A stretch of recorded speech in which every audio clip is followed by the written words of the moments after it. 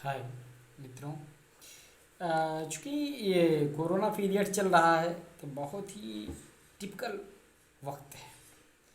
बहुत ही ऐसा वक्त है कि सबकी जान अटकी हुई है। कोई भी व्यक्ति ऐसा नहीं है कि जो परेशानियों से जूझ ना रहा हो, दो चार ना हो रहा हो। कोई घर बाकी नहीं है, कोई व्यक्ति बाकी नहीं है। हर व्यक्ति आज चपेट में है।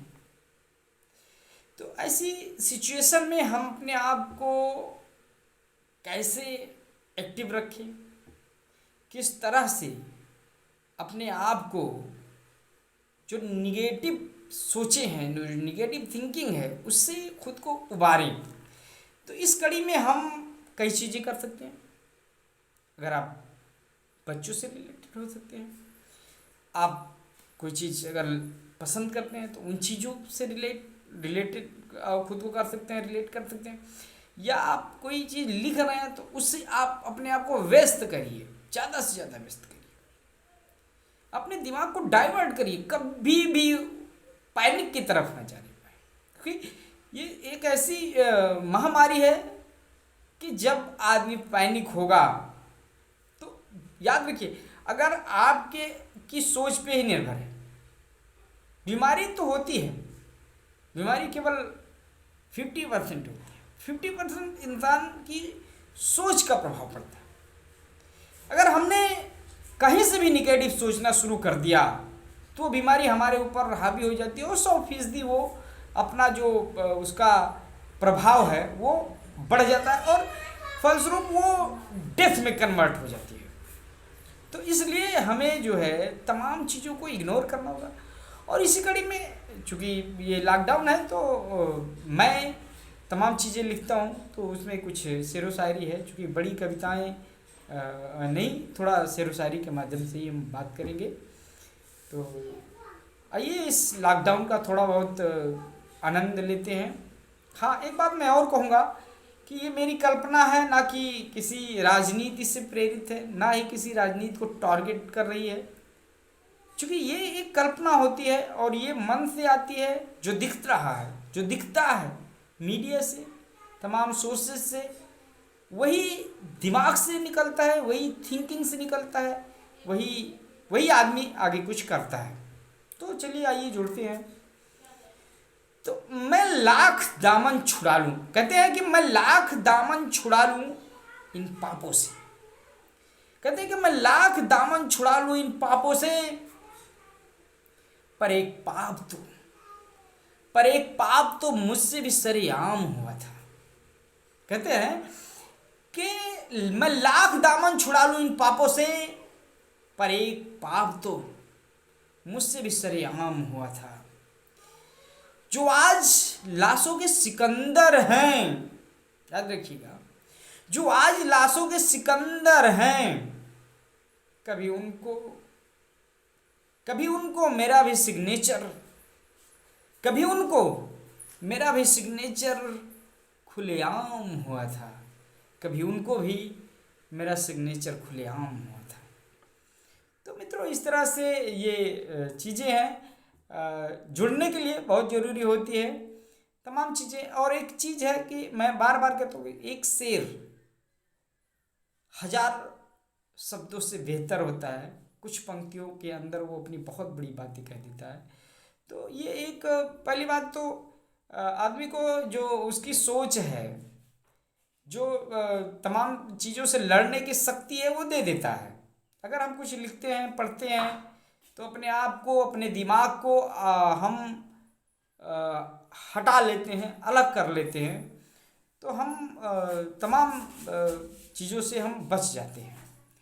तमाम बीमारियों से हमारे अंदर लड़ने की क्षमता बढ़ जाती है। चलिए एक और शेर से जुड़ते हैं कि जब वक्त पूछेगा, कहते हैं कि जब वक्त पूछेगा तो तेरा जवाब क्या होगा।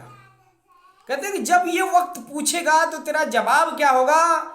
बेबस लाचार टूटती सांसों पर, बेबस लाचार टूटती सांसों पर मेरा क्या हिसाब होगा, मेरा हिसाब क्या होगा। वक्त भले ही मुझे माफ करे या ना करे। कहते हैं कि वक्त मुझे भले ही माफ करे या ना करे,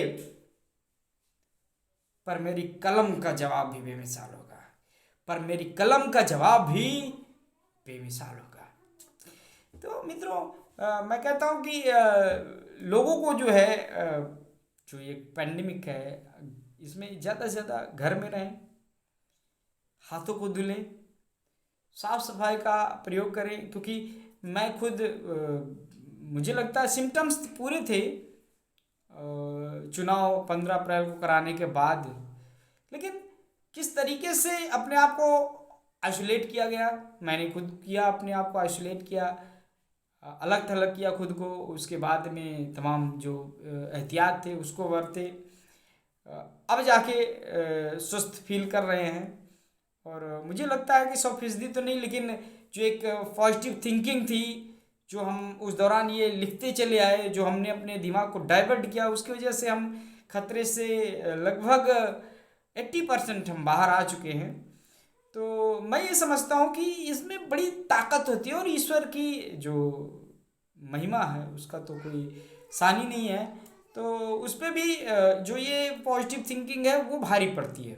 ईश्वर की जो लोग ईश्वर की पूजा अर्चना जो भी करते हैं, ध्यान करते हैं, तो उसका प्लस सोच का बहुत बड़ा प्रभाव होता है। चलिए एक और शेर से जुड़ते हैं। ये जो सिस्टम है, ये जो सिस्टम है गरीबों असहायों पर ही, ये जो सिस्टम है गरीबों असहायों पर ही कहर बरपाता है। ये जो सिस्टम है गरीबों असहायों पर ही कहर बरपाता है। छीन लेता है 2 वक्त की रोटी भी, छीन लेता है 2 वक्त की रोटी भी नियमों का हवाला देकर, छीन लेता है 2 वक्त की रोटी भी नियमों का हवाला देकर।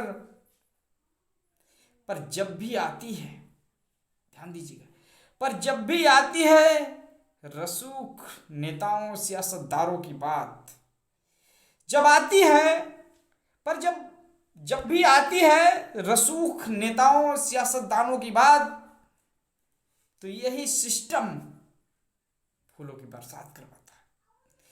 तो फिर यही सिस्टम फूलों की बरसात करवाता है। वाकई बहुत ही विषम परिस्थिति है। हम लोग इतने साल हमको आज़ादी मिली हुआ, लेकिन आज भी बदला कुछ भी नहीं है। जो आदमी अगर परेशान है, गरीब है, आपने पिछले लॉकडाउन में देखा, इस बार तो खैर ईश्वर की दया से अभी ठीक है, लेकिन जो ये लाशों का मंजर है, ये कहीं ना कहीं दिमाग पे बहुत बड़ा असर डालता है, बहुत बड़ा।